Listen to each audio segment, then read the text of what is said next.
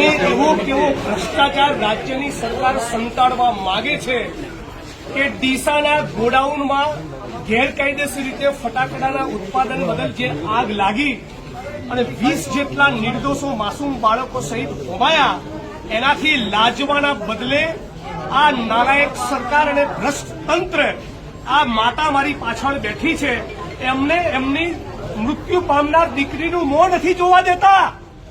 એની લાશ એમની મરજીની વિરુદ્ધ મધ્યપ્રદેશ જવા રવાના કરી દીધી. આપણા ગુજરાતમાં શું ધંધા ચાલી રહ્યા છે? એવું કયું પાપ છે જે બનાસકાંઠા જિલ્લા કલેક્ટર તંત્ર છુપાવવા માંગે છે? આ સવાલ પૂછવા માંગુ છું. આજે 8:24 કલેક્ટર મિહિર પટેલને મેં ફોન કર્યો છે કે મધ્યપ્રદેશના પીડિતો મને કહી રહ્યા છે કે અમે આવીને આઈડેન્ટિફાઈ ન કરીએ કે મારું સંતાન છે, અમારા સગાવાળા છે, ત્યાં સુધી કોઈની પણ બોડીને મધ્યપ્રદેશ રવાના ના કરતા, એ છતાં ડેડ બોડી મોકલી દીધી. કોની સૂચના હતી? કમલમની, ગાંધીનગરની કોની સૂચના હતી? એવા શું ધંધા તમે કર્યા છે? એવા શું પાપ કર્યા છે કે તમારે આ બધું છુપાવવું પડ્યું છે?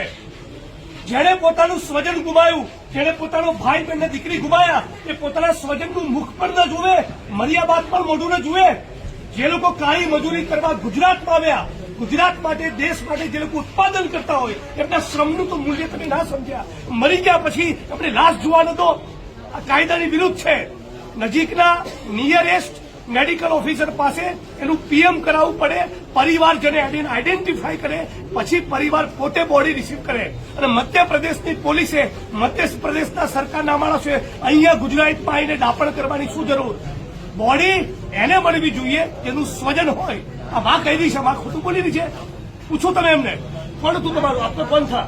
इनका पोता बहू था, मेरी तिरानी थी, मेरा पोता बहू था साथ में, मेरी बेटी भी थी, बेटी जमाई 2 लाड़ी थी मेरी।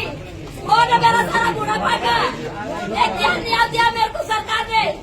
जिनका चले गए तो मेरी बॉडी की मेरे सुपरत तो करते है कि क्या मर नहीं गई? इसकी माँ जितनी थी अभी फिलहाल में जितनी हूँ आधे हूँ, मेरी बॉडी साथ में ले जाता आप लोग।